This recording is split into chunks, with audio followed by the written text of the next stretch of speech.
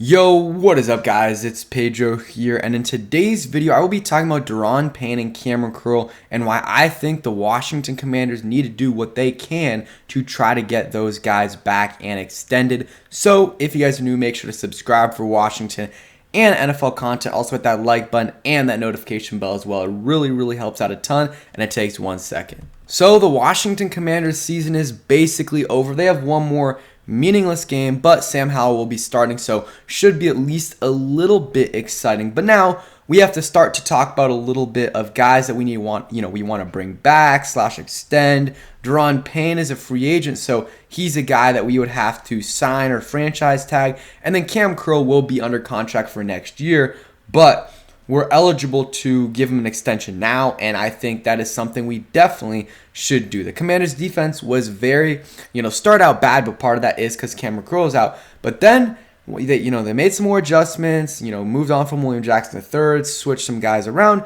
and the defense was really good, honestly, for not even just when they were winning. Before that as well, they started to play much better, and, they were a top 10, maybe even a top 5 defense for 6 to 8 weeks there. And then they started to get injuries, and the team didn't make the playoffs, but I really still am confident about this defense. They do have some holes they need to fix, but I think those are things that they can easily fix. But the foundation is there. The D-line, I think, is really good. Linebackers, not great, but you add a veteran in there, and it's a respectable group. I like the safeties, especially Cam Curl and Derek Forrest, and the corners. During that stretch, they were playing fine, but then Benjamin St-Juste went down.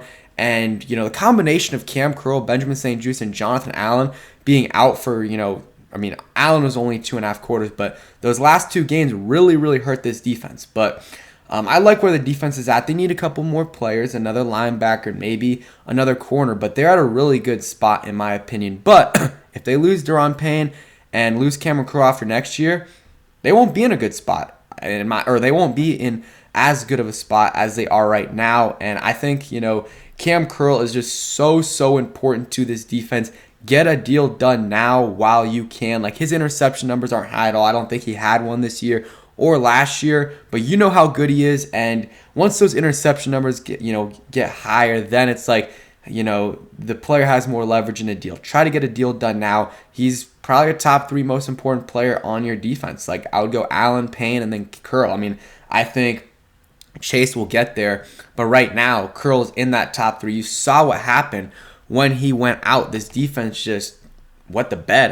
In the 3 games that Curl missed this season, opponents scored a combined 95 points. So that's an average of 31 point whatever, 3. I don't know. That's a lot of points. That's a lot of points per game. And this was before the Browns game, and the Browns did pretty well against the Commanders. Probably could have scored more than 24. And if Cam Curl was there, I don't think they would have. I think they would have max scored 24, but maybe 17 or less. I really think with Curl it would have been better, and it's definitely with Benjamin St-Juste on Cooper and then Jonathan Allen not missing, because when Allen was in, the defense was playing fine. They were playing really well. But those guys are really important. And Payne, 11.5 sacks this year, man. That is insane.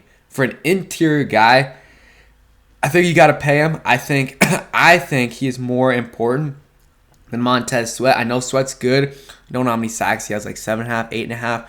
But I think Payne is more important, and he's a guy that you should prioritize bringing back. At the very minimum, franchise tag him this year. Just so you have control over him for 1 more year, and then maybe you can possibly trade him and get a second, maybe even a first-round pick.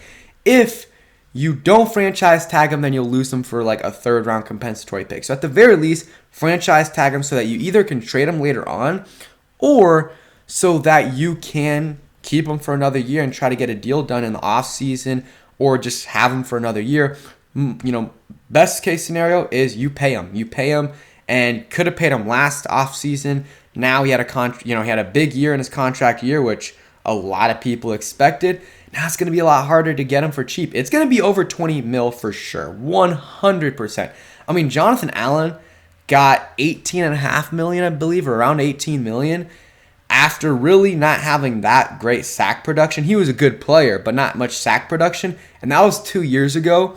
So with Payne, I'm thinking 22 at least. That's the starting point 21, 22 mil, but it's probably going to get closer to 25. I know that seems like a ton, and it is, but Payne is a good pass rusher. I mean, this year he was a great pass rusher, and he is a good run stuffer as well. And, he's got chemistry with the teammates, and he's a guy you want to bring back. And every year you wait, the more expensive it gets, and the more the cap goes up. So if you can get a deal done now, it'll be, definitely to your benefit to get a deal done. Payne's one of your best players on the defense, arguably your best defensive tackle. Him or Allen, I think it's close. I still might go Allen a little bit, but I think both of them are absolutely amazing. Interesting. Allen, draws so many holding penalties that if they weren't holding him, he would be getting a ton of sacks. But Payne does as well. Those guys are great, and if you can lock down Payne for a few years, then you got Payne and Allen locked down, and then you just probably are able to re-sign one of either Payne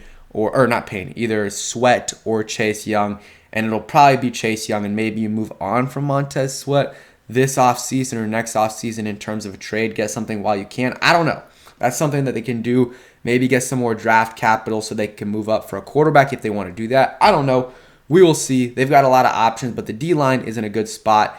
And, I don't think Daron Payne will be gone next year. I think at the minimum they will franchise tag him, but I'm hoping they can get a deal done soon before free agency starts, before they have to franchise tag him. I hope they get a deal done. And then with Curl, he's going to be playing here next year no matter what, unless they trade him, and I don't think that's going to happen. I don't know what a deal would be with him because, obviously we know how good he is and we know how important he is to this defense, but I don't know nationally if they do, and I'm sure the scouts and everyone does. Still, though, he doesn't have that recognition that other players do, so you might be able to get him for a little bit cheaper. I don't know how much it would be. Definitely I would say over 10 mil, but just because he doesn't have those interception numbers and everything, I think you might be able to get him for a little bit cheaper. Still, though, get him while you can. He hasn't had interception numbers these last 2 years. Next year's a contract year. You know how players play in their contract years. I mean, interceptions are tough to really control. I don't remember many opportunities that Curl had, but still, he's going to try his best next year to get as many as possible. And you could probably pay, if you can probably get him for $3 million less per year this year, or $2 million less this year, because of two reasons. One, the cap's going to go up, so the price is going to go up. And two, who knows, maybe he balls out. Again, a lot of people play better in their contract year. So that is just something to consider for the Washington Commanders. Those are the two deals I want to get done the most. There's others, and we're going to get into that next week, but I just had nothing to post today, so I want to talk about this. But Cole Holcomb is a free agent. We'll see if that gets done.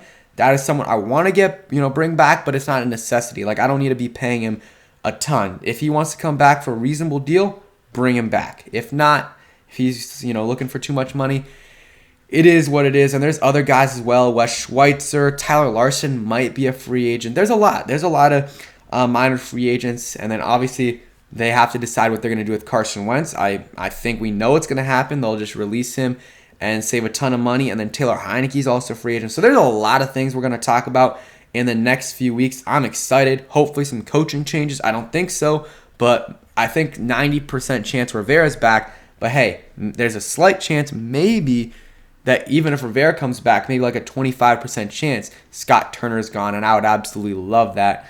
Still, though, not very likely, but a man can dream. So yeah, let me know what you guys would do with Cameron Curl and Daron Payne. I really think they're going to get a deal done with Curl. I really think so. And Payne, I think he'll be back minimum next year, but I think they'll get a deal done. I think Payne likes it here. And I know they haven't been winning, but he got big numbers this year. And yeah, he's been here for 4 years, so might as well just stick it out. Who knows, though? We'll see. So thanks for watching. Hope you guys enjoyed. If you did, hit that like button, subscribe if you guys are new, and peace.